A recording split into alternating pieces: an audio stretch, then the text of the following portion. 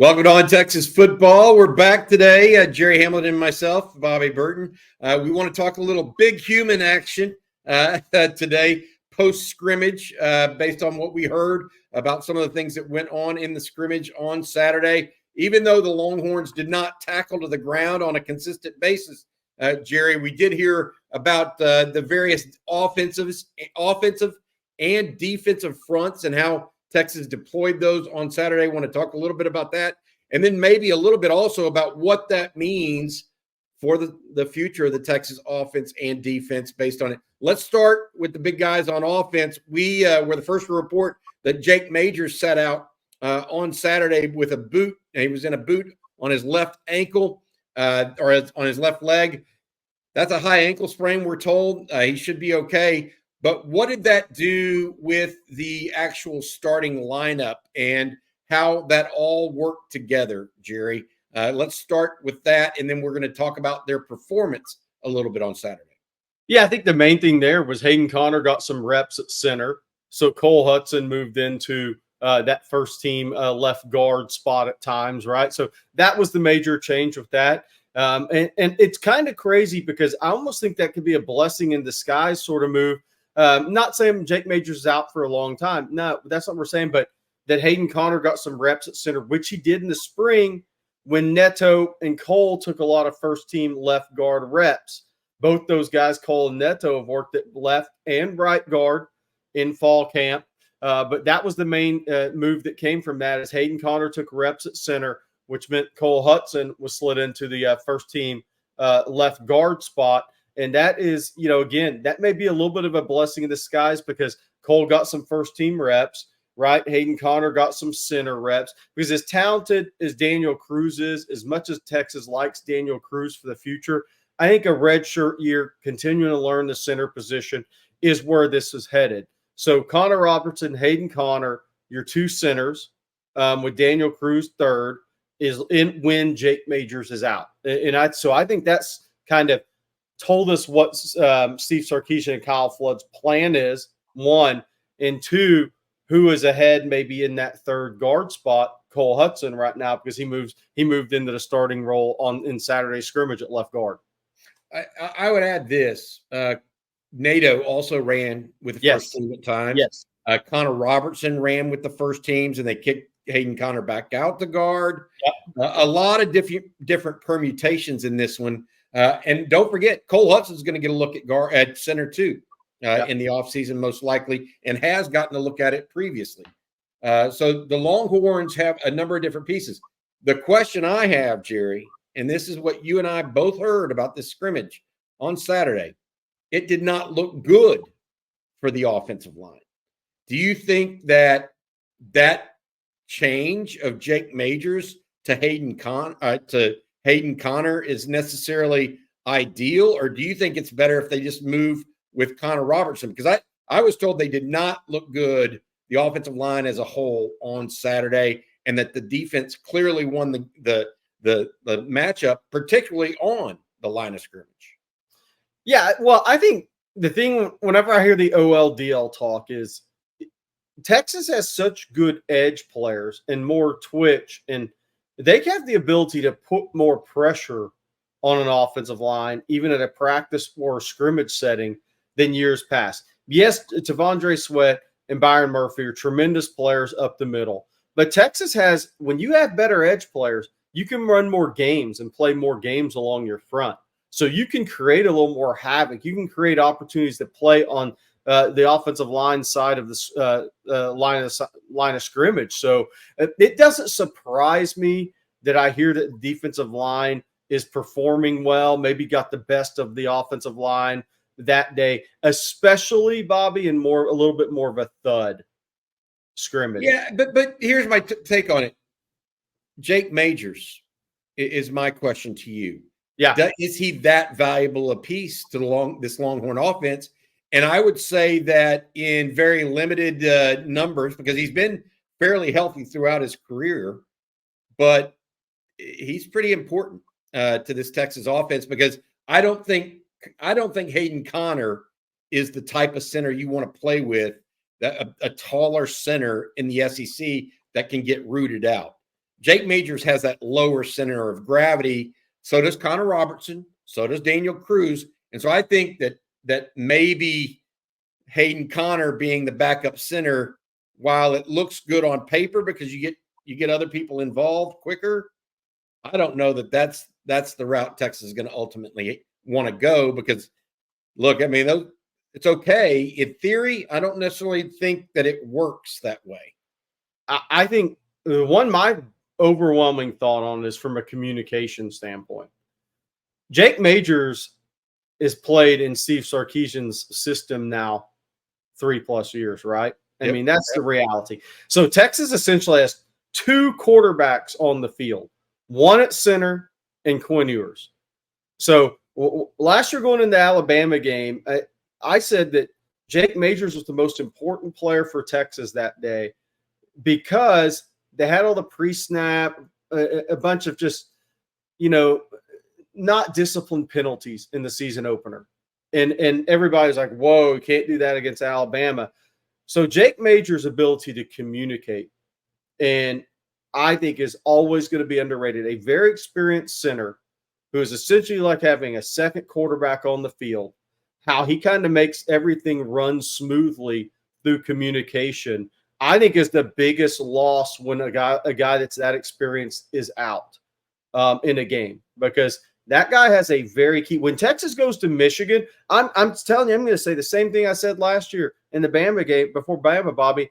In a hostile environment against a team who's really talented, Jake Majors has the most important job. It doesn't matter who your quarterback is if you're behind the chains. If you don't have a good day communicating up front on the offensive line against a great defensive front and a lot of future NFL players in a hostile environment. So from a communication standpoint, tying it all together, that may be where you miss Jake Majors more than anything he does post-snap. I think about it this way, and I want to bring this up since we're talking about and really going deep here on the offensive line. It's not just that Cole Hudson is pushing for time, NATO's pushing for time. We've heard behind the scenes that Cam Williams is having a very good fall camp, as well as we know what Kelvin Banks brings to the table. I'm hearing that it's not just left guard that's getting pushed right now a little bit. It's also right guard in DJ Campbell. DJ Campbell did not necessarily have a great scrimmage a week ago. Now, I haven't heard so much about yesterday, but a week ago he had a couple of false starts. My take on this really, Jerry, is they've got 7 guys right now, possibly 8 ready to go. I just wonder, are they going to be better this year? Because even though I think Cam Williams is going to be more than an ample replacement for Christian Jones added another element of experience to the roster, right? Yep. Another guy to lean on. I'm getting the sense that this offensive line is close to gelling, but not all the way there quite yet, based on what I'm hearing behind the scenes. Is that a fair assessment based on what you're hearing, or are you a little bit more like, I'm positive about the offensive line? Right. I don't want to overspeak or overstep here. I just thought I'd hear a little bit more about them taking it to the defense at this point, a little bit more than what we are. And that gives me a little pause at this point. Yeah, I think, look, Cam Williams, if he has a really good year, Texas is going to have a good year. If he elevates himself to being a second-round, potentially first-round pick like Amarius Mims did at Georgia a year ago, Texas has 2 tackles that are coming off the board early in an NFL draft. So I've been saying the right side of the offensive line is the key for Texas this year. Kelvin Banks is going to play at a high level. Jake Majors is going to communicate and play at the level you need him to do. Hayden Connor in pass pro is really good. Cole Hudson is a really solid all-around player. And Neto has some run game capability. To me, DJ Campbell's been the guy I've been watching. They need him to take the big next step this year. And that's as a consistent player and a pass protector. He is powerful. He will get after you in the run game. He will bloody your nose. And he is a guy that will fight for his quarterback and fight for his running back. But is he going to take that next step in year 2 as a starter? And I do think from what we've heard in fall camp, if there's been one guy that maybe hadn't made the big jump that was expected, it's been DJ Campbell at this point. So despite being in better shape. That's right. Being in better shape. That's right. So because here's the key too. No matter how talented Cam Williams is, he's a first-year starter at right tackle. So when he looks inside of him, he's looking inside to DJ Campbell before he gets to Jake Majors. And last year, DJ Campbell could look to his left and see Jake Majors and his right to see Christian Jones and know he had a lot of experience on either side of him to help him move him along during the season and help him kind of develop in games and be in the right place at the right time. Now with Cam Williams at right tackle, he's looking into DJ Campbell at times. Hey, I'm the first-year starter. You're second-year starter. And so is DJ Campbell ready to make that step and be that guy that a first-year starting right tackle can look into when he needs when he has questions about something pre-snap? That's the question there, because it's all going to tie together, right? DJ Campbell has to take a big step. If he has not taken a big step, I think you'll see more rotation at right guard this year.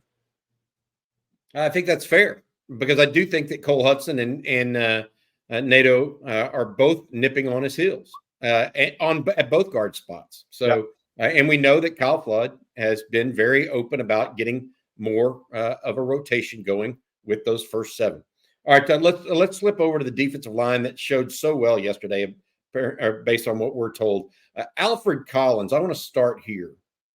Alfred Collins looks different, and based on what I'm hearing, he is poised for a breakout year. Now, I say that with knowing that that's been the question since his arrival in Austin. Really, I mean, after that first year where you all saw the tantalizing talent that he had, you never saw it all put together. But he ended last year with a little bit of a bang. Played really well last several games of the season. Went into the spring with a renewed emphasis on working out, paying attention to all the little things. I've heard he's had a tremendous fall camp at this point. He is officially ready to take that next step. Will he do it? I don't know, but I think he's doing it in practice right now. And I don't know if he's going to have the upside now necessarily of a Tavondre Sweat or Byron Murphy, who both were getting a slower burn as sophomores and juniors, right? So then ended up being first round or second round picks as a junior. So I don't know if Alfred Collins did that long enough to really build up to that level. Right. But I do think Alfred Collins is a second, third, fourth round pick at this point, which is pretty darn good based on a year ago at this time. We were just hoping he was good enough to be in the rotation and hoping he came on. I think he's broken that barrier based on what I'm hearing behind the scenes. Now it's about keeping him healthy, because he's had some injury issues along the way, and then letting him loose and seeing exactly what he can do. I think that Alfred Collins is a key piece of this team right now. 100% agree. If we look up after 12 games, and all the stats I throw out on Texas Football are 12 games. If we look up and he has 36, 38 tackles and 4 sacks, he'll be probably a third-round pick. I mean, that's kind of where I have him at. If he has that productive type of season and plays in the backfield a little bit more and has that consistency for the first time in his career at Texas, then he's going to go test well. He's going to do all those things well. He'll end up being a third-round type pick, maybe second. I mean, because he's got the frame. He's got the upside. Look, he's been here a long time now, but people forget Nick Saban wanted Alfred Collins. I mean, Oklahoma wanted Alfred Collins. I mean, all the teams around the country wanted Alfred Collins. That's the way they viewed him as a prospect. It's taking him longer to get to that point. But if he will bring it consistently this year, like he's poised to do, then I think he'll have a statistically productive season and will elevate himself into like the third round of the NFL draft with the chance to go maybe late second because of the way he's going to test and just his natural frame. And it's interesting too with that, Bobby, is, the two guys that have the NFL draftable grades preseason are him and Jermaine Lole. And we know Lole's been on a pitch count It's going to be very interesting to see how Texas uses him this season, how many snaps he plays early. Yes, you look at Lole. They also have Vernon Broughton, who is going to be the sidekick, so to speak, with Alfred Collins. At least that's what we're being told. Jermaine Lole, Tia Stavea has had a good camp, is what I'm being told, as a 3 technique. Then you also have Bill Norton, the big guy over the ball from Arizona that Texas picked up. Jeray Bledsoe, Alex January, Sadir Mitchell, Aaron Bryant. They have a group of guys on the interior. They just need. I think they're going to try to steal snaps on that interior and get by with guys in a rotation. And they won't necessarily be as dominant as they were with Murphy and Sweat at times, but hopefully they'll replenish the snaps given up and have fresh snaps for each of those guys. And if your edge produces more pass rush, it changes the way the opponent defends you and game plans for you, and that helps a deep interior of a defensive line get more favorable opportunities. Whereas I'm here to tell you, if Trey Moore is a 9-10 sack guy, Colin Simmons is an edge rush guy, Ethan Burke shows a little bit improvement. You make the big jump year 1 to year 2, then incremental improvement from there. And you know what Barron Sorrell is going to give you. We'll see what Colton Vosick does. He's got a lot of ability. We'll see what he does. I think you know what Justice Finkley does. Texas has edge talent in pass rush, in run defense, and in numbers this year. That's going to put a lot of pressure on the opponent. And that only helps your interior guys get more favorable matchups. Yeah, and they've even messed with Alfred Collins, pushing him out at 5'6". Which you can only do if Tia Savea is playing well, if Alex January is looking good, if Jeray. You can only do that if the guys behind him are showing you enough. Yes, and I would say this. You mentioned the kind of compounding factor that the defensive ends will have on the interior of the defensive line. I'm being told again and again that Texas is getting home in scrimmage against this offensive line. Now, I think the first scrimmage, they got home a lot more than they anticipated they might, and they did. They've done so at other times during practice. This past one, they did not get home as much, but they still controlled the line of scrimmage. Barron Sorrell's a big piece of that. We know that. Ethan Burke, big piece of that. Colton Vosick, you mentioned, Justice Finkley, you mentioned, but really the amplifiers might be Burke, Simmons, and Trey Moore. Yeah. Those are the guys that we think can get after the quarterback the best. And we'll see what that all means and how much they mean. My question for you, Jerry, is based on what we heard from yesterday, where the defensive line really took it to them.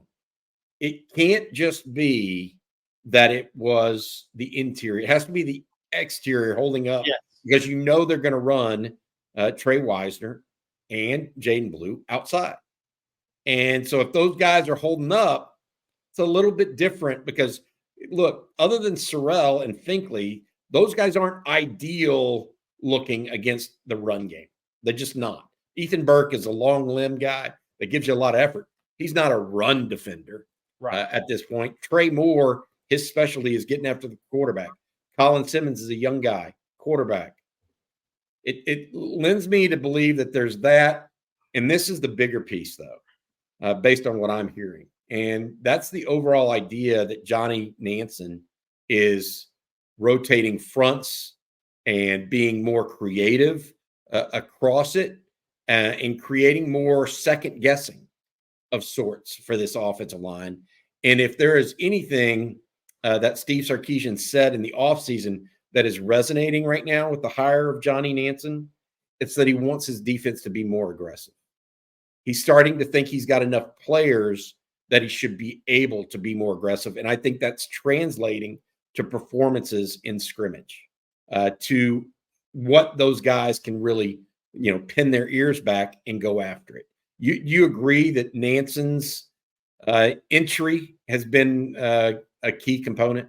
For sure. I really do. And I think he's vocal tying the secondary together as well, at least in what we've seen. Here's the other thing too, and I totally agree with you, Bobby.